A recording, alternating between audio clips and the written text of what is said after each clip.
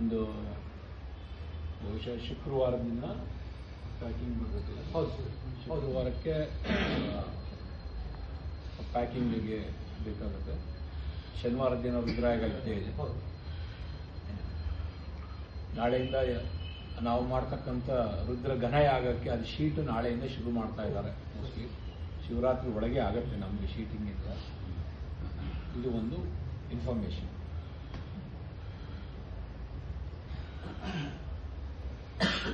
ಈ ರಾಷ್ಟ್ರೀಯ ಸ್ವಯಂ ಸೇವಕ ಸಂಘ 100 ವರ್ಷಗಳು ಕಳೀತು ನಮ್ಮ ದೇಶದಲ್ಲಿ. ಆ 100 ವರ್ಷ ಕಳೆದ ನಂತರ ಈ ಒಂದು ತಿಂಗಳು ಪರಿಪೂರ್ಣವಾಗಿ ದೇಶಾದ್ಯಂತ ಹಿಂದೂ ಸಮಾಜೋತ್ಸವ ಅಂತ ಮಾಡ್ತೀವಿ. ಎಲ್ಲ ಹಳ್ಳಿಗಳಲ್ಲೂ ಕೂಡ ಮಾಡ್ತು. ನಾನು ಒಂದು 5 ಪ್ರೋಗ್ರಾಮ್ ಅಟೆಂಡ್ ಆಗಿದ್ದೆ. ಹಿಂದೂಗಳನ್ನು ಜಾಗೃತಗೊಳಿಸ್ಲಿಕ್ಕೋಸ್ಕರ ನಾವು ಹೋಗಿ ಮಾತನಾಡಬೇಕಾಗುತ್ತೆ. ಒಂದು ಜಾಗೃತಗೊಳಿಸ್ಬೇಕು, ಜೊತೆಗೆ ನಾವುಗಳು ಜಾಗೃತರಾಗಿರಬೇಕು. ಎರಡೂ ಇದೆ. ಜಾಗೃತಗೊಳಿಸೋದು ಬೇರೆ, ಜಾಗೃತವಾಗಿರೋದು ಬೇರೆ. ಏನಕ್ಕೆ ಆ ಕಾರ್ಯಕ್ರಮವನ್ನ ಮಾಡಿದ್ರು ಅಂದ್ರೆ 100 ವರ್ಷ ಅವ್ರು ಬಂದಿರತಕ್ಕಂಥ ಇತಿಹಾಸ ಏನಿದೆ, ಆ ರಾಷ್ಟ್ರೀಯ ಸ್ವಯಂ ಸೇವಕ ಸಂಘ 100 ವರ್ಷಗಳ ಪರಿಶ್ರಮ. ಆದ್ರಿಂದ ಇವತ್ತಿಗೂ ಸ್ವಲ್ಪ ನಮ್ಮಲ್ಲಿ ಇನ್ನು ಹಿಂದುತ್ವ ಉಳ್ಕೊಂಡು ನಡೀತಾ ಇದೆ. ಇಲ್ಲೇ ಇದ್ರೆ ಅವತ್ತೂ ಅದರ ಒಂದು ನಮ್ಮ ಹಿಂದುತ್ವದ ಒಂದು ಅವನತೆಯನ್ನು ಕಾಣಬಹುದಿತ್ತು. ಬಹಳಷ್ಟು ಸೇವೆಯನ್ನು ಮಾಡ್ಕೊಂಡು ಬರ್ತಾ ಇದೆ. ಬಹಳಷ್ಟು ವಿವಿಧವಾಗಿರ್ತಕ್ಕಂಥ ಬೇರೆ ಬೇರೆ ರೀತಿಯಾಗಿ ಬೇರೆ ಬೇರೆ ಕ್ಷೇತ್ರಗಳಲ್ಲಿ ತಮ್ಮ ಕೆಲಸವನ್ನು ಮಾಡ್ಕೊಂಡು ಬರ್ತಾರೆ. ಪ್ರಧಾನವಾಗಿ ನಾವೆಲ್ಲ ಹಿಂದೂ, ನಾವೆಲ್ಲ ಒಂದು ಅಂತಕ್ಕಂಥ ಒಂದು ಭಾವನೆಯನ್ನು ತರಿಸ್ತಕ್ಕಂಥ ಒಂದು ಪ್ರಯತ್ನ ನಡೀತಾ ಇದೆ. 5 ಕಡೆ ಹೋದಾಗ ನಾನೇನು ಯಾವತ್ತೂ ಪ್ರಿಪೇರ್ ಆಗಿ ಹೋಗಲ್ಲ, ಸುಮ್ಮನೆ ಏನು ಬರುತ್ತೋ ಅದು ಮಾತಾಡಿ ಬರೆದು ಬರ್ತೀನಿ. ಆದರೆ 5 ಕಡೆನೂ 5 ಡಿಫ್ರೆಂಟ್ ಟಾಕ್ಸ್ ಬಂತು. ಆ ಜಗದಂಬೆ ಏನು ನನ್ನ ಬಾಯಲ್ಲಿ ನುಡಿಸ್ತಾಳೋ ಅದನ್ನು ಹೇಳಿ ಬರ್ತೀನಿ. ಯಾಕೆ ನಾನು ಅಲ್ಲೇ ಮಾತಾಡಬೇಕಾದ್ರೆ ಅವ್ರಿಗೊಂದು ನಮಸ್ಕಾರ ಹಾಕಿ ನಿನ್ಗೇನು ಅನ್ಸುತ್ತೋ ಅದನ್ನು ಮಾತಾಡ್ಸೋವ ಅಂತ ಹೇಳ್ಬಿಟ್ಟೆ ಕೂತ್ಕೊಳ್ಳೋದು. ಏನು ಮಾತಾಡಿರ್ತೀನಿ ನನಗೂ ಎಷ್ಟೋ ಸತಿ ಗೊತ್ತಿರೋದಿಲ್ಲ, ಎಲ್ಲಿ ಬರ್ತಿರ್ತೀನಿ ನಾನು. ಇದು ನನ್ನ ಪರಿಸ್ಥಿತಿ ಅದು. ಆದರೆ 5 ಸತಿನೂ ಕೂಡ ಬಹಳ ಬೇರೆ ಬೇರೆ ರೀತಿಯಾಗಿರ್ತಕ್ಕಂಥ ಮಾತನ್ನು ಜಗದಂಬೆ ಆಡಿಸಿದ್ರು. ನನಗೆ ಒಂದ್ಸತಿ ಬಹಳಷ್ಟು ಹಿಂದೆ ಒಬ್ಬರು ವಾಟ್ಸಪ್ಪಲ್ಲಿ ಕಳಿಸಿದ್ರು ಒಂದು ಇದನ್ನ. ಬಹುಶಃ ಮಲೇಷಿಯಾ ಅಲ್ಲ ಜಪಾನ್ನಲ್ಲಿ ಒಬ್ಬ ನಮ್ಮ ಭಾರತೀಯ ಅಲ್ಲಿ ಹೋಗಿ ಒಂದು 25 ವರ್ಷ ನೆಲೆಸಿ ಅಲ್ಲೇ ಸೆಟ್ಲ್ ಆಗಿರ್ತಕ್ಕಂಥವನು, ಅವನ ಜೀವನದಲ್ಲಿ ನಡೆದ ಘಟನೆಯನ್ನು ವಾಟ್ಸಪ್ಪಲ್ಲಿ ಯಾರೋ ಬರೆದು ಹಾಕಿದ್ದು ಫಾರ್ವರ್ಡ್ ಆಗಿ ನನ್ನ ತನಕನೂ ಬಂತು. ನಾವು ಅದನ್ನು ನಾನು ನೋಡಿ ಎಷ್ಟೋ ವರ್ಷ ಆಗಿತ್ತು, 2-3 ವರ್ಷದ ಮೇಲೆ ಆಗಿತ್ತು, ಮರ್ತೋಗಿತ್ತು. ಅಲ್ಲಿ ಕೂತಾಗ ಜ್ಞಾಪಕ ಬಂದಿದ್ದನ್ನು ನಿಮ್ಮ ಹತ್ರನೂ ಶೇರ್ ಮಾಡಿದೆ. ಯಾಕೆಂದರೆ ಮೊನ್ನೆ ಈ ಮಾತನ್ನು ಹೇಳಿದೆ. ನೆನ್ನೆ ಹೋಗಿದ್ದು, ನೆನ್ನೆ ಬೇಗೂರಿಗೆ ಹೋಗಿದ್ವಿ ಮಾತಾಡ್ತಾರೆ. ಒಂದು 25 ವರ್ಷ ಒಂದೇ ಕಡೆ ಸಹೋದ್ಯೋಗಿಯಾಗಿ ಕೆಲಸ ಮಾಡ್ಕೊಂಡಿರ್ತಾನೆ ಭಾರತೀಯ. ಒಂದಿನ ತಲೆ ಕೆಟ್ಟು ಅವ್ರ ಫ್ರೆಂಡ್ಸಿಗೆ ಕೇಳ್ತಾನೆ, ಅಲ್ಲಯ್ಯ ನಾನೆಲ್ಲ ನಿಮ್ಮನ್ನೆಲ್ಲ ನಮ್ಮ ಮನೆಗೆ ಇನ್ವೈಟ್ ಎಲ್ಲ ಮಾಡ್ತೀನಿ, ನೀವು ಯಾರು ನಮ್ಮನ್ನು ಒಂದು ದಿನ ನಿಮ್ಮ ಮನೆಗೆ ಇನ್ವೈಟ್ ಮಾಡಲಿಲ್ವಲ್ಲಯ್ಯ ನೀವು ಅಂತಾರೆ. 25 ವರ್ಷದಿಂದ ಇದೀನಿ ಅಂದ್ರೂ ಕೂಡ ಇನ್ವೈಟ್ ಮಾಡಿಲ್ಲ ಅಂದಾಗ ಅವ್ನು ನಗ್ತಾ ಹೇಳ್ತಾನೆ, ನಿಮ್ಮ ಮೇಲೆ ನಮಗೆ ಭರವಸೆ ಇಲ್ಲ, ನಿಮ್ಮನ್ನು ನಾವು ಇನ್ವೈಟ್ ಮಾಡಲ್ಲ. ನೇರದ ಮಾತು. ನಿಮಗೆ ಗಾಬರಿನೂ ಆಗುತ್ತೆ, ಆಶ್ಚರ್ಯನೂ ಆಗುತ್ತೆ. ಏನಕ್ಕೆ ನಾನೇನೇ ಅಂತ ಕೆಲಸ ಮಾಡಿದೆ, ನೀನ್ ಮಾಡಿಲ್ಲ. ಆದ್ರೆ ಬ್ರಿಟಿಷರು ಎಷ್ಟು ಜನ ಬಂದಿದ್ರು ನಿಮ್ಮ ದೇಶಕ್ಕೆ, ಆಸೆಗೋಸ್ಕರ ನೀವು ನಿಮ್ಮನ್ನ ನೀವೇ ಮಾರ್ಕೊಂಡು ನೀವೇ ಸೈನಿಕರಾಗಿ ನಿಮ್ಮಂತ ಮುಂದೆ ಕೊಂದ್ಬಿಟ್ಟು ಅವ್ರು ಗುಲಾಮರಾಗಿ ಜೀವನ ನಡೆಸಿದ್ರಿ. ನಿಮಗೆ ಸ್ವಾಭಿಮಾನ ಇಲ್ಲದಿರ್ತಕ್ಕಂಥ ವ್ಯಕ್ತಿಗಳು, ಆದ್ರಿಂದ ನಿಮ್ಮ ಮೇಲೆ ನಾವು ಭರವಸೆ ಇಡಲ್ಲ, ನಿಮ್ಮನ್ನ ನಾವು ನಂಬಲ್ಲ ಅಂತಕ್ಕಂಥ ಮಾತನ್ನು ಅವನು ಹೇಳ್ತಾನೆ. ಸಾಮೂಹಿಕವಾಗಿ ವೈಯಕ್ತಿಕವಾಗಿ ತೆಗೆದುಕೊಂಡಾಗ ಎಲ್ಲರಲ್ಲೂ ಸ್ವಾಭಿಮಾನ ಇದೆ, ನಮ್ಮಲ್ಲಿ ಎಲ್ಲರಲ್ಲೂ ಸ್ವಾಭಿಮಾನ ಇದೆ. ಆದರೆ ನಾವು ಸಾಮೂಹಿಕವಾಗಿ ತೆಗೆದುಕೊಂಡಾಗ ನಮ್ಗಳಲ್ಲಿ ಆ ಸ್ವಾಭಿಮಾನದ ಕಿಚ್ಚು ಇದೆಯಾ ಅನ್ನೋದು ಯೋಚನೆ ಮಾಡಬೇಕಾಗುತ್ತೆ. ನಾವು ಬಹಳ ಯೋಚನೆ ಮಾಡಬೇಕು. ಬರ್ತಾ ಬರ್ತಾ ನಮ್ಮ ಹಿಂದುತ್ವ, ಈ ಹಿಂದೂ ಅಂತಕ್ಕಂಥ ಶಬ್ದನೇ ಫಸ್ಟು ತಪ್ಪು. ಹಿಂದೂಯಿಸಮ್ ಅನ್ನೋದೇ ತಪ್ಪು. ನಾವು ಸನಾತನ ಧರ್ಮೀಯರು ಅಂತ ಹೇಳೋದು ನಾವೆಲ್ಲರೂ ಕೂಡ. ಆ ಸಿಂಧು ಸಿವಿಲೈಸೇಷನ್ ಇಂದ ಅದು ಅಪಭ್ರಂಶವಾಗಿ ಬಂದು ಹಿಂದೂಯಿಸಮ್ ಅಂತ ಬಂತು. ಈ ಹಿಂದೂಯಿಸಮ್ ಏನು ಇಸಮ್ ಅಂತ ಶಬ್ದವನ್ನು ನಾವೇನು ಉಪಯೋಗಿಸ್ತೀವಿ, ಆ ಇಸಮ್ ಅಂತಕ್ಕಂಥ ಶಬ್ದಕ್ಕೆ ಏನು ಅರ್ಥ ಬರುತ್ತೆ ಅಂತಂದ್ರೆ ಒಬ್ಬ ವ್ಯಕ್ತಿಯಿಂದ ಶುರುವಾಗಿರ್ತಕ್ಕಂಥ ಒಂದು ಧರ್ಮ ಅಂತ ಬರುತ್ತೆ. ನಮ್ಮಲ್ಲಿ ನಾವು ಏನು ಹಿಂದೂಯಿಸಮ್ ಅಂತೀವಿ, ಬಟ್ ಆ ಇಸಮ್ ಅಂತಕ್ಕಂಥ ಶಬ್ದ ನಮ್ಮಲ್ಲಿ ಬಳಕೆಯಾಗಿ ಉಪಯೋಗ ಆಗಿರ್ತಕ್ಕಂಥದ್ದು. ಯಾಕೆಂದ್ರೆ ನಮ್ದು ಸನಾತನ ಧರ್ಮ, ಒಂದು ವ್ಯಕ್ತಿಯಿಂದ ನಮ್ಮ ಧರ್ಮ ಶುರುವಾಗಿದ್ದಲ್ಲ. ಸನಾತನ ಅನಾದಿ ಯಾವಾಗ ಶುರುವಾಯಿತು ಯಾರಿಗೂ ಗೊತ್ತಿಲ್ಲ.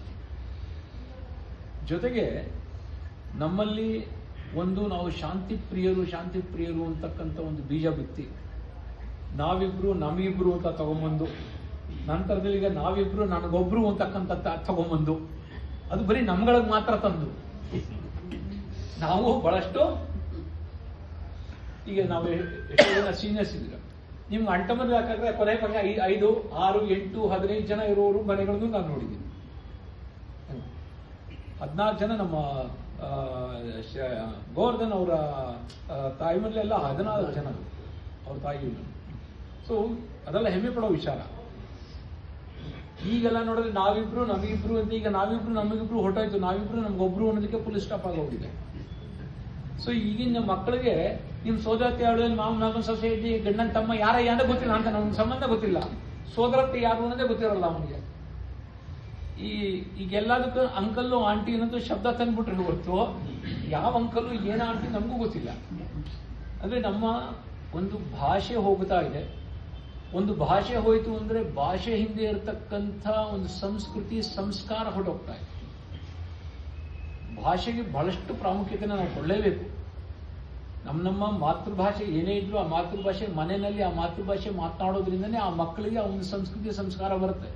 ಇವತ್ತಿನ ದಿನ ನಾವೆಲ್ಲರೂ ಕೂಡ ಬಹಳಷ್ಟು ಜನ ಮನೆಯಲ್ಲಿ ಅವ್ರ ಮಕ್ಕಳುಗಳಿಗೆ, ಎಸ್ಪೆಷಲಿ ಈಗ ರೀಸೆಂಟಾಗಿ ಮದುವೆ ಆಗಿರ್ತಕ್ಕಂಥದ್ದು, ಇಲ್ಲ ಒಂದು 10 ವರ್ಷದಲ್ಲಿ ಮದುವೆ ಆಗಿರ್ತಕ್ಕಂಥ ಮನೆಯಲ್ಲಿ ಮಗ ಸೊಸೆ ಇರ್ಬೋದು, ಇಲ್ಲ ಮಗಳು ಅಳಿಯ ಇರ್ಬೋದು, ಅವ್ರವ್ರ ಮಕ್ಕಳನ್ನ ಮಾತಾಡಿಸೋ ರೀತಿ ನೋಡಿದ್ರೆ ಚೆನ್ನಾಗಿ ನಮ್ಗೆ ಅರ್ಥವಾಗುತ್ತೆ. ಬಹಳಷ್ಟು ಮನೆಗಳಿಗೆ ಹೋಗಿದ್ದೀನಿ ನಾನು, ಅವ್ರು ಇಂಗ್ಲೀಷಲ್ಲೇ ಮಾತನಾಡ್ತಾರೆ. ನಾನೇನಾರು ಕನ್ನಡದಲ್ಲಿ ಹೇಳಿದ್ರೆ ಮಮ್ ವಾಟ್ಸ್ ಸ್ವಾಮಿ ಸೈ, ಈ ಪರಿಸ್ಥಿತಿ ಅಂದ್ರೆ ನಾಳೆ ದಿನ ಅವನು ನಮ್ಮ ಧರ್ಮದ ಬಗ್ಗೆ ಏನು ಅರ್ಥ ಮಾಡ್ಕೊಳ್ಬಲ್ಲ, ಅವನು ಏನು ನಮ್ಮ ಧರ್ಮವನ್ನು ಕಾಪಾಡಬಲ್ಲ. ಮಾತೃಭಾಷೆ ಹೋಯ್ತು ಅಂತಂತಂದ್ರೆ ನಮ್ಮ ಸಂಸ್ಕೃತಿ ಸಂಸ್ಕಾರ ಹೊರಟೋಯ್ತು. ನನಗೆ ಒಬ್ಬ ಹುಡುಗ ಕೇಳ್ದ, ಸ್ವಾಮಿ why you are wearing bedsheet ಅಂದ. ಇದನ್ನ ಹಿಂಗೆ ಅನ್ಕೊಂಡ. ಅವ್ನು ಚಿಕ್ಕ ಹುಡುಗ, ನಾನು ಏನು ಉತ್ತರ ಹೇಳಿ ಅವನಿಗೆ? ನಾನು ಏನು ಉತ್ತರ ಹೇಳಿ? ನಿನ್ಗೆ ಬಟ್ಟೆ ಇಲ್ವಾ ಅಂತ ಕೇಳ್ತಾನೆ. You doesn't have a clothes ಅಂದ. ನಾನು ನಕ್ಬಿಟ್ಟು ನಿಮ್ಮ ಅಪ್ಪ ಅಮ್ಮನ ಕರ್ಸಿ ಮಾತಾಡ್ತೀನಿ ಅಂದ್ರೆ ನಮ್ಮ ಪರಿಸ್ಥಿತಿ ಏನಾಗ್ತಾ ಇದೆ ಅನ್ನೋದಕ್ಕೆ ಹೇಳ್ತಾರೆ. ಭಾಷೆ ಪರಿಪೂರ್ಣವಾಗಿರ್ತಕ್ಕಂಥ ಒಂದು ಸಂಸ್ಕೃತಿ ಸಂಸ್ಕಾರವನ್ನು ಹಾಳು ಮಾಡುತ್ತಾ ಇದೆ. ಭಾಷೆಗೆ ಪ್ರಾಧಾನ್ಯತೆ ಕೊಡಬೇಕು. ಜೊತೆಗೆ ಮನೆಯಲ್ಲಿ ನಾನು ಪ್ರತಿ ಸತಿನೂ ಹೇಳ್ತೀನಿ, ಯಾವ ಮಕ್ಕಳು ನೋಡಿದ್ರು ಹೇಳ್ತೀನಿ, ತಂದೆ ತಾಯಿ ನಮಸ್ಕಾರ ಮಾಡಿ ಮಾಡಿ ಮಾಡಿ ಮಾಡಿ. ತಂದೆ ತಾಯಿಗೂ ಹೇಳ್ತೀನಿ, ಕಡ್ಡಾಯವಾಗಿ ನಮಸ್ಕಾರ ಮಾಡಿಸ್ಕೊಡಿ. ನಮ್ಮಲ್ಲಿ ಎಲ್ಲರಿಗೂ ತಿಳಿದಿರೋ ವಿಚಾರ, ನಾವು 4 ಆಶ್ರಮದ ಬಗ್ಗೆ ಹೆಮ್ಮೆಯಿಂದ ಮಾತನಾಡ್ತೀವಿ. ಎಷ್ಟು ಚೆನ್ನಾಗಿ ಮನುಷ್ಯನ ಒಂದು 64 ಸಂಸ್ಕಾರಗಳು, 64 ಹೋಗಿ 32 ಬಂತು, 16 ಬಂತು, ಈಗ ಒಂದು 7-8 ಮಾಡ್ತಾರೆ, ಇಲ್ಲ ಒಂದು 2-3 ಅಂತೂ ಮಾಡೇ ಮಾಡ್ತಾರೆ. ಒಂದು ಮದುವೆ ಅಂತೂ ಗ್ಯಾರಂಟಿ ಆಗತ್ತೆ, ಇನ್ನೊಂದು ಸತ್ನ ಸ್ಥಿತಿ ಅಂತೂ ಆಗತ್ತೆ. ಅಲ್ಲ ಹೇಳ್ತಾ ಈ ಇವೆರಡೇ ಸೀಮಿತಗೊಳಿಸ್ಕೊತಾ ಇದ್ದೀವಿ ನಾವು. ಈ ಸಂಸ್ಕಾರಗಳು, ಆ ಸಂಸ್ಕಾರ ಮಾಡಿದ್ದೇನಕ್ಕೆ ಅಂತಂದ್ರೆ ಮನುಷ್ಯನ ಮಾನಸಿಕ ಬೆಳವಣಿಗೆಗೆ ಆ ಸಂಸ್ಕಾರಗಳು ಮಾಡಿ. ಅದೇ ರೀತಿ ಆ ಒಂದು ಏಜ್ಗೆ ತಕ್ಕಂತೆ ಆಶ್ರಮಗಳನ್ನು ಮಾಡಿದ್ರು. 4 ಆಶ್ರಮ, ತುರಿಯಾಶ್ರಮ ಅಂತ ತಂದಿಟ್ರು ಕೊನೆಯಲ್ಲಿ. ಅದಕ್ಕೂ ಮೊದಲು ವಾನಪ್ರಸ್ಥ ತಂದಿಟ್ರು. 60 ಬಹಳಷ್ಟು ಸತಿ ಹೇಳಿಬಿಟ್ಟಿದ್ದೀನಿ. 60 ಆದ್ಮೇಲೆ ನಿಮ್ಮ ವ್ಯಾಪಾರ ವಹಿವಾಟುಗಳನ್ನ ಕಡಿಮೆ ಮಾಡ್ಕೊಳ್ಳಿ. ಅನಾವಶ್ಯಕವಾಗಿ ಮಗಳಿಗೆ ಆಗಲಿ, ಅಳಿಯನಿಗೆ ಆಗಲಿ, ಮಗನಿಗೆ ಆಗಲಿ, ಸೊಸೆಗೆ ಆಗಲಿ ಫ್ರೀ ಸಜೆಷನ್ ದಯವಿಟ್ಟು ಕೊಡಬೇಡಿ. ಕೊಟ್ರೆ ನೀವೇ ಬಯಸ್ಕೊಳ್ಳೋದು. ಅಪ್ಪ ಬಾಯಿ ಮಿಸ್ಕೊಂಡು ಕೂತಿರ್ತೀಯಾ, ನಿಂಗೆ ಬುದ್ಧಿ ಇಲ್ವಾ? ನಿಮ್ಗೆ ಜನರೇಷನ್ ಗ್ಯಾಪ್ ಇದೆ, ನಿಂಗೆ ಅರ್ಥ ಆಗಲ್ಲ, ಸುಮ್ಮನಿರು ಅಂತಾನೆ. ಯಾವ ಜನರೇಷನ್ ಗ್ಯಾಪ್ ಇರ್ಬೋದು, ಆದ್ರೆ ವಯಸ್ಸಾಗಿರ್ತಕ್ಕಂಥವ್ರಿಗೆ ಇರ್ತಕ್ಕಂಥ ಅನುಭವ ಈಗಿನವ್ರಿಗೆ ಇರೋಲ್ಲ. ನಮ್ಮಲ್ಲಿ ಅನುಭವ ಇದೆ. ನಾವು ಹೇಳ್ತಕ್ಕಂಥದ್ದು ಎಲ್ಲ ಯೋಚನೆ ಮಾಡಿ ಮಾತನಾಡ್ತೀವಿ. ನನ್ನ ಮಗನ, ಮಗಳ, ಅಳಿಯನ, ಸೊಸೆಯ ಒಳಿತಿಗಾಗಿ ಮಾತನಾಡ್ತೀವಿ. ಅದನ್ನು ಅವ್ರು ಅರ್ಥ ಮಾಡ್ಕೊಳ್ಳೋದಿಲ್ಲ. ಈಗ ನಾನು SLC ಫೇಲ್ ಆಗಿದ್ದೀನಿ, ಕೂಲಿ ನಾಲಿ ಮಾಡ್ಕೊಂಡ್ ಬಂದಿದ್ದೀನಿ. ಆದ್ರೆ ನಮ್ಗೆ ಇರ್ತಕ್ಕಂಥ ಅನುಭವ IAS ಮಾಡಿರ್ತಕ್ಕಂಥ ನನ್ನ ಮಗನಿಗೆ ಬರೋಕ್ಕೆ ಸಾಧ್ಯ ಇಲ್ಲ. ನೇರದ ಮಾತು. ಸಂಸಾರದಲ್ಲಿ ಯಾವ ರೀತಿ ಇರಬೇಕು ಅಂದ್ರೆ ಹಿರಿಯರು ಮನೇಲಿ ಇರಲೇಬೇಕು. ಅಜ್ಜಿ ಇಲ್ಲದ ಮನೆ, ಮಜ್ಜಿಗಿಲ್ಲದ ಊಟ ಇದ್ರೇನು ಇಲ್ಲದೆ ಇದ್ರೇನು ಅಂತ ಹೇಳ್ತೀವಿ. ಆದ್ರೆ ಇವತ್ತಿನ ಯಾರು ಅಜ್ಜಿನ ಇಟ್ಕೊಳ್ಳೋಕೆ ತಯಾರೇ ಇಲ್ಲ, ಅಪ್ಪ ಅಮ್ಮನ ಇಟ್ಕೊಳ್ಳೋಕೆ ತಯಾರಿಲ್ಲ. ಆ 4 ಆಶ್ರಮಕ್ಕೆ ನಮ್ಮ ನಿಮ್ಮ ಕೊಡುಗೆ ಏನಾಗೋಯ್ತು, ಇನ್ನೊಂದು ಆಶ್ರಮ ಕೊಡುಗೆ ಕೊಟ್ಟಿದ್ದೀವಿ ನಾವು. ಯಾವುದೋ ಮೆಂಟಲಿ ಎಲ್ಲ ತಯಾರಿ ಆಗ್ತಾ ಇದ್ದೀವಿ. ಸೊ ಅದರಿಂದ ನೆಕ್ಸ್ಟ್ ಆಶ್ರಮ ಯಾವ್ದು? ಓಂಕಾರಾಶ್ರಮ ಬರ್ತಾ ಇದ್ದೀನಿ, ಹೀಗೆ ತಿಳಿಸ್ತಾ ಇದ್ದೀನಿ. ಏನಕ್ಕೆ ಹೇಳಿದೆ ಅಂತಂದ್ರೆ, ನೀವು ಯಾರು ವೃದ್ಧಾಶ್ರಮಕ್ಕೆ ಹೋಗ್ಬೇಕಾದಿಲ್ಲ, ನಿಮ್ಮ ಆಶ್ರಮ ಇದೆ, ಓಂಕಾರಾಶ್ರಮ. ಆರಾಮಾಗಿ ನಿಮ್ಮ ಮನೆ ಅದು, ಗೊತ್ತಾಯ್ತಲ್ಲ. ನಾ ಸುಮ್ಮನೆ ಬಾಯಿ ಹಾರಿಕೆಗೆ ಮಾತ್ರ ಹೇಳ್ತಾ ಇದ್ದೀನಿ ಮಾತ್ರ ಅನ್ಕೋಬೇಡಿ. ನಿಮ್ಮ ಮನೆ, ಒಂದು ರೂಮು ವ್ಯವಸ್ಥೆ ಮಾಡೋಣಂತೆ, ಒಂದ್ ದಿನ ಕೂತ್ಕೊಂಡು ಸೀರಿಯಸ್ ಆಗಿ ಪ್ಲಾನ್ ಮಾಡೋಣ, ಗೊತ್ತಾಯ್ತಲ್ಲ. ಒಂದು 25 ರೂಮ್ ಮಾಡೋಣ ನಮ್ಗಳಿಗೇನೆ, ನೋ ಚಾರ್ಜ್, ಸೀರಿಯಸ್ ಇದು, ಗೊತ್ತಾಯ್ತಲ್ಲ. ಯಾಕೆ ಅಂತಂದ್ರೆ ನಮ್ಗೆ ಹಿರಿಯರು ಮನೇಲಿ ಕೂತಿರ್ತೀವಿ, ನಾವು ಎಂಗೇಜ್ ಆಗಿಲ್ಲ. ಚೆನ್ನಾಗಿ ಅರ್ಥ ಮಾಡ್ಕೊಳ್ಳಿ, ಎಂಗೇಜ್ ಆಗಿರೋರಿಗೆ ಈ ಪ್ರಾಬ್ಲಮ್ ಇಲ್ಲ. ಎಂಗೇಜ್ ಆಗದೆ ಮನೇಲಿ ಕೂತಿರ್ತಾನ, ರಿಟೈರ್ಮೆಂಟ್ ಆಯ್ತು ನಾ ಮನೇಲಿ ರೆಸ್ಟ್ ತಗೋತೀನಿ ಅಂತ ಮನೇಲಿ ಕೂತ್ಕೋತಾನಲ್ಲ ವ್ಯಕ್ತಿ, ಆ ವ್ಯಕ್ತಿ 1 ವರ್ಷ 2 ವರ್ಷ ಆದ್ಮೇಲೆ ನರ್ಕ. ಅಪ್ಪ ಏನ್ ಸುಮ್ಮನೆ ಕೂತಿ, ಹೋಗಿ ಆಳ್ ತಗೊಂಡೋಗು, ನನ್ನ ಮಗನ್ ಕರ್ಕೊಂಡು ಈ ಗೋಳ್ ಬೇಡ. ಇದೆಲ್ಲ ಸಹಜ, ಮನೆಯಲ್ಲಿ ಮಾಡಬಾರ್ದು ಅಂತ ಹೇಳ್ತಿಲ್ಲ, ಮಾಡಬೇಕು. ಆದ್ರೆ ಅವನು 24 ಗಂಟೆನೂ ಹೊಂದಾಣಿಕೆ, ಒಂದು ಕೆಲಸ ಮಾಡಿ ಒಂದು ಎಂಗೇಜ್ ಆದಂತ ವ್ಯಕ್ತಿ ಮಾನಸಿಕವಾಗಿ ಈ ಒಂದು ಪರಿಸ್ಥಿತಿಗೆ ತಯಾರಿ ಆಗಲಿಕ್ಕೆ ಸಾಧ್ಯ ಇಲ್ಲ. ಜೊತೆಗೆ ಅವನು ದುಡ್ಕೊಂಡು ಬರ್ತಾ ಇರ್ತಾನ, ಬೆಳಗಿನ ರಾತ್ರಿ ತನಕ ದುಡಿತಾ ಇದ್ದ. ಒಂದು ಆಧ್ಯಾತ್ಮಿಕತೆಗೆ ಅವನು ಹೋಗಿ ಬರವ, ಆದ್ರೆ ಅವನ ಮಕ್ಕಳಿಗೆ ಆ ಒಂದು ಆಧ್ಯಾತ್ಮಿಕತೆಯನ್ನ ಕೊಡ್ಲಿಕ್ಕೆ ಒಂದು ಸಮಯ ಇರಲಿಲ್ಲ ಅವನಿಗೆ. ಇನ್ನು ಅವನ ಮಗ ಏನ್ ಕೊಟ್ಟಾನು, ಕೊಡ್ಲಿಕ್ಕೆ ಸಾಧ್ಯನೇ ಇಲ್ಲ ಅವನು. ಈಗ ನಾ ಈಗ ಹೇಳಿದಲ್ಲ, why you are wearing bedsheet ಅಂತ, ಆ ಪರಿಸ್ಥಿತಿ ನಮಗೆ. ಆದ್ರಿಂದ ಇಲ್ಲಿ ಆ ಸಂಸಾರದಲ್ಲಿ ಆಧ್ಯಾತ್ಮಿಕದ ಹಿನ್ನೆಲೆ ಇಲ್ಲ ಅಂದ್ರೆ, ಆ ಸಂಸಾರದಲ್ಲಿ ದಿನಬೆಳಗಾರೆ ಒಂದಲ್ಲ ಒಂದು ವಾರಕ್ಕೊಂದ್ಸತಿನಾರು ಗಂಡ ಹೆಂಡತಿ ಜಗಳ ಆಗಿರುತ್ತೆ, ಏನೋ ಇಲ್ಲ ಮಕ್ಕಳು ಮೊಮ್ಮಕ್ಕಳಿಗೋ ಏನೋ ಒಂದು ಕಿಸಿ ಇದ್ದೇ ಇರುತ್ತೆ. ಆಧ್ಯಾತ್ಮಿಕ ಹಿನ್ನೆಲೆ ಬೇಕು. ಜೊತೆಗೆ ನಮ್ಮ ಧರ್ಮದಲ್ಲಿ ನಾವು ಗರ್ವವನ್ನ ಪಡಬೇಕು, ಹೆಮ್ಮೆಯನ್ನ ಪಡಬೇಕು. We proud to say that. ಎಷ್ಟೋ ಜನ್ಮಾಂತರದ ಒಂದು ಪುಣ್ಯ ಸಿಕ್ಕಿದೆ. ಆ ಪುಣ್ಯದಿಂದ ನಾವು ಭಾರತದಲ್ಲಿ ಜನಿಸಿದ್ದೀವಿ. ಚೆನ್ನಾಗಿ ಅರ್ಥ ಮಾಡ್ತೀವಿ. ಭಾರತದಷ್ಟು ಪುಣ್ಯ ಭೂಮಿ ಬೇರೆ ಎಲ್ಲೂ ಇಲ್ಲ ಪ್ರಪಂಚದಲ್ಲಿ. ಭಾರತದಲ್ಲಿ ನಾವು ಜನ್ಮ ಪಡೆದಿದ್ದೀವಿ. ನಂತರದಲ್ಲಿ ಪೂಜೆ ಪುನಸ್ಕಾರ ಭಗವಂತ ಅಂತಕ್ಕಂಥ ಒಂದು ಮಾರ್ಗದಲ್ಲಿ ಬಂದಿದ್ದೀವಿ ಅಂತಂದ್ರೆ ಅದರಲ್ಲೂ ಕೋಟಿಗೊಬ್ಬ. ಯಾರು ಈ ತರ ಮಾಡ್ಲಿಕ್ಕಾಗಲ್ಲ. ಜೊತೆಗೆ ದೇಶಕ್ಕೆ ಒಳ್ಳೇದಾಗ್ಲಿ, ನಮ್ಮ ಸನಾತನ ಧರ್ಮೀಯರಿಗೆ ಒಳ್ಳೇದಾಗ್ಲಿ ಅಂತ ಮಾಡ್ತಾ ಇದೀವಿ. ಅದಕ್ಕಿಂತ ಉತ್ಕೃಷ್ಟ ಇನ್ನೊಂದಿಲ್ಲ. ಅಂತಃಕರಣ ಶುದ್ಧಿ ಆಗುತ್ತಿದ್ವಿ.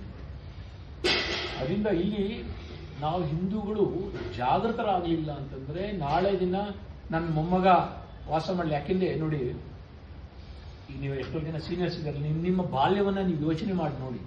ನಿಮ್ಮ ಅಪ್ಪ ಅಮ್ಮ ಏನು ಆಸ್ತಿ ಕೊಟ್ಟರು ನಿಮಗೆ? ನೀವೇನ್ ಕೊಡ್ತಾ ಇದ್ದೀರಾ? ನಿಮ್ಮ ಅಪ್ಪ ಅಮ್ಮ ಏನ್ ಆಸ್ತಿ ಕೊಟ್ಟಿದ್ರೆ ಅಷ್ಟನ್ನು ಮಾತ್ರ ನಿಮ್ಮ ಮಕ್ಕಳಿಗೆ ಕೊಟ್ಟಿದ್ದಿದ್ರೆ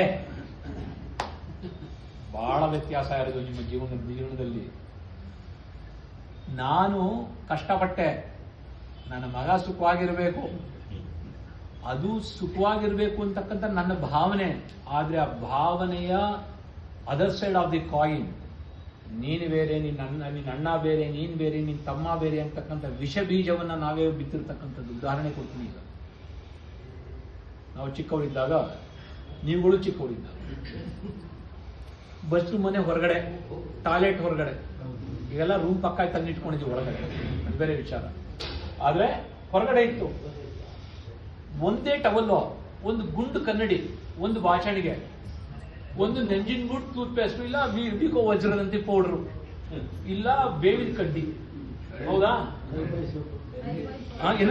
ಲೈಫ್ ಬಾಯ್ ಸೋಪ್, ಕರೆಕ್ಟ್, ಲೈಫ್ ಬಾಯ್ ಸೋಪ್. ಅದು ಹೇಳದ್ ಮರ್ತಿದ್ದ, ಲೈಫ್ ಬಾಯ್ ಸೋಪ್. ಇಲ್ಲಿ ಕೊನೆ ಸ್ನಾನಕ್ಕೆ ಹೋಗೋನು ಫಸ್ಟ್ ಅವ ಮೈ ಒರೆಸ್ಕೊಳಕ್ ಮೊದಲು ಆ ಟವಲ್ ಹಿಂಡ್ಬೇಕಲ್ಲ, ಆಮೇಲೆ ಅವ್ನು ಮೈ ಒರೆಸ್ಕೋಬೇಕಾಗಿತ್ತು. ಅದು ಬಡತನ ಸೂಚಿಸ್ತಾ ಇರಲಿಲ್ಲ, ಒಗ್ಗಟ್ಟನ್ನ ಸೂಚಿಸೋದು, ಒಮ್ಮತವನ್ನ ಸೂಚಿಸೋದು. ನಾನು, ನನ್ನ ಅಣ್ಣ, ನನ್ನ ತಮ್ಮ, ನನ್ನ ಅಕ್ಕ, ನನ್ನ ತಂಗಿ, ನಮ್ಮ ಅಪ್ಪ, ನಮ್ಮಮ್ಮ ಅಂತಕ್ಕಂಥ ಬಾಂಧವ್ಯವನ್ನ ಸೂಚಿಸೋದು. ಅದರ ವಾಸನೆ ಆ ಟವಲಲ್ಲಿ ಇತ್ತು. ನಾನೇನ್ ಅನ್ಕೊಂಡೆ, ಅವಾಗೆಲ್ಲ ಹಿಂಗ್ ಬೆಳೆದ ಕಣಯ್ಯ, ನನ್ನ ಮಗ ಸುಖವಾಗಿರ್ಲಿ ಅನ್ಕೊಂಡೆ. ನಾವಿಬ್ರು ಇಬ್ರು ಮಕ್ಕಳು ಇಬ್ರಿಗೂ ರೂಮ್ ಸಪರೇಟ್ ಮಾಡಿದೆ. ನನ್ ರೂಮ್ ಸಪರೇಟು. ಸೊ ಇಬ್ರು ರೂಮ್ ಸಪರೇಟ್ ಮಾಡಿದೆ. ಇಬ್ರು ರೂಮ್ಗೆ toilet separate, tooth paste separate. ಅವನ ಮಕ್ಕಳು ಆಟದ ಸಾಮಾನು, ನಿಮ್ಮ ಮನೆಗಳಲ್ಲಿ ನಿಮ್ಮ ಮೊಮ್ಮಕ್ಕಳು ಆಟ ಆಡ್ಬೇಕಾದ್ರೆ ನೀವು ಅಬ್ಸರ್ವ್ ಮಾಡಿ ನೋಡಿ. ಯಾರ ಮನೇಲಿ 2-3 ಜನ ಮಕ್ಕಳಿದಾರೋ, ದೊಡ್ಡವನೇನಾರೋ ಮಗ ಅವನ್ ಚಿಕ್ಕ ಒಂದು ಆಟ ಸಾಮಾನು ತಗೊಂಡ್ರೆ ಅದೇ ಅಪ್ಪ ಅಮ್ಮಗೆ ಒಂದು ಕೊಡಿತಾರೆ. ನಿನ್ನ ಆಟ ಸಾಮಾನು ಇದೆಯಲ್ಲ ಅದ್ರಲ್ಲಿ ಆಡೋ, ಇದ್ರಲ್ಲಿ ಏನಕ್ಕೂ ಆಡಿದೆ ಹೇಳ್ತಿರೋ ಇಲ್ವ ನೀವು? ಒಪ್ಕೊಳಕ್ ತಯಾರಿಲ್ಲ. ಸತ್ಯನ ಹೇಳ್ತಾ ಇರೋದು. ಅವನ ಆಟ ಸಾಮಾನು ನೀ ಯಾಕೋ ತಗೊಂಡಿದ್ಯಾ ಅಂದ್ರೆ ಏನರ್ಥ? ನೀನು ಬೇರೆ, ನಿಮ್ಮ ಅಣ್ಣ ಬೇರೆ, ನೀನು ಬೇರೆ, ನಿನ್ ತಮ್ಮ ಬೇರೆ, ನೀನು ಬೇರೆ, ನಿಮ್ಮ ಅಕ್ಕ ಬೇರೆ, ನೀ ಬೇರೆ, ನಿಮ್ ತಂಗಿ ಬೇರೆ ಅಂತಕ್ಕಂಥ ವಿಷ ಬೀಜವನ್ನ ನಾವೇ ಬಿಚ್ಚುತ್ತಾ ಇರೋದು. ಚೆನ್ನಾಗಿ ಯೋಚನೆ ಮಾಡಿ. ನಾಳೆ ದಿನ ಅವ ದೊಡ್ಡವನಾದ್ಮೇಲೆ ನಾನು ನನ್ನವರು ಅಂದ್ರೆ ಯಾರು ಅಂತ ಯೋಚನೆ ಮಾಡ್ತಾನೆ. ಯೋಚನೆ ಮಾಡ್ಬಿಟ್ಟು ಏನಂటే ನಾನು ನನ್ನ ಹೆಂಡತಿ ನನ್ನ ಮಕ್ಕಳು ನನ್ನವರು ಅಂತಕ್ಕಂಥ ಯೋಚನೆ ಮಾಡ್ತಾನೆ. ಅಪ್ಪ ಅಮ್ಮನ ನೋಡ್ಕೊಳ್ಳೋದು, ಅಣ್ಣ ತಮ್ಮನ ದೂರ, ಲಾಯರ್ಸ್ ಇದಾರಲ್ಲಿ ಅಣ್ಣ ತಮ್ಮಂದ್ರಿಗೆ ಕೇಸ್ ನೋಡ, ಅಣ್ಣ ತಮ್ಮಂದ್ರು ಅವ್ರಿಗೆ ಸಿವಿಲ್ ಕೇಸ್ ಎಷ್ಟು ಹಾಕಿದಾರೆ ನಿಮ್ಗೆ ಗೊತ್ತಿರಲ್ಲ. ಏನಕ್ಕೆ? ನಾನು ಒಪ್ಕೊಳ್ಳೋಕ್ಕೆ ತಯಾರಿಲ್ಲ. ನಮ್ಮಪ್ಪ ಸತ್ತ 10ನೇ ದಿನದ ತನಕನೂ ಕಾಯಲ್ಲ. ನಾನು 10ನೇ ದಿನದ ತನಕನೂ ಕಾಯಲ್ಲ. ಕೂತ್ಕೋತೀವಿ ಅಣ್ಣ ತಮ್ಮಂದ್ರ ಮೀಟಿಂಗ್, ಎಷ್ಟಾಯ್ತಯ್ಯ, ಏನಾಯ್ತಾ, ಡಿವೈಡ್ ಏನೇ ಮಾಡೋದು ಅಂತ. ಇದಕ್ಕಿನ್ನ ಶೋಚನೀಯ ಪರಿಸ್ಥಿತಿ ಏನಿಲ್ಲ. ಇದೆಲ್ಲ ಕಾರಣ ಏನು? ನಮ್ಮಪ್ಪ ನನ್ಗೇನ್ ಕೊಟ್ಟು ಅಷ್ಟೇ ಮಾತ್ರ ನಾನು ಕೊಡ್ಲಿಲ್ಲ. ನನ್ನ ಮಕ್ಕಳಿಗೆ, ನನ್ನ ಮಕ್ಕಳು ಸುಖವಾಗಿರ್ಬೇಕು ಅಂತ ನಾನು ಜಾಸ್ತಿ ಆಸ್ತಿ ಕೊಟ್ಟೆ. ನಮ್ಮ ಅಪ್ಪ ಅಮ್ಮ ನನಗೆ ಸಂಸ್ಕಾರ ಕೊಟ್ಟ. ಮ್ಯಾಕ್ಸಿಮಮ್ ಎಲ್ಲ ಆಸ್ತಿ ಲೆಕ್ಕ ಹಾಕೋದು ಒಂದು 10,000, 20,000, 50,000 ದಾಟಿರಲಿಲ್ಲ. ಆದ್ರೆ ಇವತ್ತಿನ ದಿನ ನಮ್ಮಪ್ಪನಿಗೆ ನಾನು ಪ್ರತಿ ವರ್ಷ ನಾನು 12 ಮುದುಕ ಆಗೋ ತನಕನು ನನ್ನ ಶರೀರ ನಾನು ಶ್ರಾದ್ದ ಮಾಡ್ಕೊಂಡು ಹೋಗ್ತಿದ್ದೀನಿ. ನೀವೆಲ್ಲರೂ ಮಾಡ್ತಿದ್ದೀರ, ಹಿರಿಯರು ಯಾರ್ಯಾರಿದ್ದಾರೆ ನಿಮ್ಮ ತಂದೆಗಳು ಮಾಡ್ತಿದ್ದೀರ. ಈಗಿನ ಮಕ್ಕಳು, ಹೇಳ್ತೀನಿ ಕತೆನ. ಸ್ವಾಮೀಜಿ ನನ್ ಬಂದಿರೋ ಪ್ರಶ್ನೆಗಳನ್ನ ನಾನು ಹೇಳ್ತಿದ್ದೀನಿ, ಬೇಜಾರು ಮಾಡ್ಕೊಬಿಡಿ, ಯಾರು ಬೇಜಾರು. ಸ್ವಾಮೀಜಿ ನಾವು ಹೊರಗಡೆ ಇರ್ತೀವಿ, ಅಲ್ಲಿರ್ತೀವಿ, ಇಲ್ಲಿರ್ತೀವಿ, ಈಗ ತಿಂಗಳ ಅದೆಲ್ಲ ಮಾಡೋದು ಸ್ವಲ್ಪ ಕಷ್ಟ ಆಗ್ತಾ ಇದೆ. ನಾವು ಪುರೋಹಿತನ ಕೇಳಿದೆ, ಒಟ್ಟಿಗೆ 11 ದಿನ ಒಟ್ಟಿಗೆ 12 ತಿಂಗಳದ್ದು ಒಟ್ಟಿಗೆನೆ ಮಾಡಿಸ್ಬಿಟ್ರೆ ಅದು ಆಗೋಗತ್ತೆ ಅಂತ ಹೇಳಿದ್ರು. 12 ದಾನ ಕೊಟ್ಬಿಟ್ವಿ ಸ್ವಾಮೀಜಿ. ಬಹಳ ಒಳ್ಳೆ ಕೆಲಸ ಹೋಯ್ತು. ತಿಂಗಳ ಡಮಾರ್. ಆಮೇಲೆ ಅದೇನೋ ಗಯಾನಲ್ಲೇನೋ ಪಿಂಡ ಪ್ರದಾನ ಮಾಡಿದ್ರೆ ಮಾಡೋಂಗ್ ವರ್ಷಕ್ಕೆ ಪೂರ್ತಿ ಒಂದು ಜೀವನ ಪರ್ಯಂತ ಮಾಡೋಂಗಿಲ್ವಂತಲ್ಲ, ಅದು ಅದೇನಾದ್ರು ವ್ಯವಸ್ಥೆ ಇದೆಯಾ? 2ನೇ ಡಮಾರ್. 11 ದಿನ ಸೂತ್ಕ ನಿಜವಾಗ್ಲೂ ಇರ್ಬೇಕಾ ನಾವು? ಅಂದ್ರೆ ಇದೆಲ್ಲವೂ ಕೂಡ ಈಗಿನ ಕಾಲದಲ್ಲಿ ನಡೀತಾ ಇರತಕ್ಕಂಥದ್ದು. ದೊಡ್ಡ ಘನಪಾಟಿಯ ಮಗನ ಕಥೆಯನ್ನು ಹೇಳ್ತೀನಿ. ದೊಡ್ಡ ಘನಪಾಟಿ, ತಮಿಳುನಾಡಲ್ಲಿ ಶರೀರ ಬಿಟ್ಟರು. ನಾರಾಯಣ ಶರ್ಮಗೆ ಬಹಳ ಗೊತ್ತಿರ್ತಕ್ಕಂಥವ್ರು. ಅವ್ರದ್ದು ವೈರಲ್ಲು ಆಯ್ತು. 104 ವರ್ಷದಲ್ಲಿ ಬೆಡ್ ರಿಡನ್ ಆಗಿ ಹಾಸ್ಪಿಟಲ್ ಇದ್ದಾಗ ಗಣಪತಿ ಗಣವನ್ನ ಹೇಳ್ತಾ ಇದ್ರು.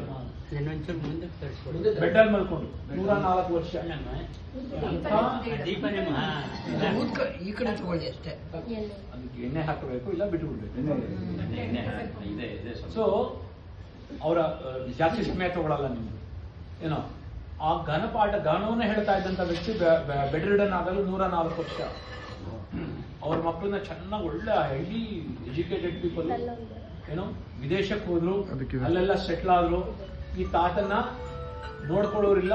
ಮಂತ್ರಿ ಒಬ್ಬ ಆಳನಿಟ್ಟಿದ್ರು, ಅವನಿಗೆ ಸಂಬಳ ಕೊಡೋರು, ಅವ್ನು ನೋಡ್ಕೊಳ್ಳೋನು. ವಿಡಿಯೋ ಕಾಲಲ್ಲಿ ಹಾಯ್ ಡ್ಯಾಡ್, ಹಾಯ್ ಮ್ಯಾಮ್ ಅನ್ನೋರು. ಮುಗಿದೋಯ್ತು ಕತೆ.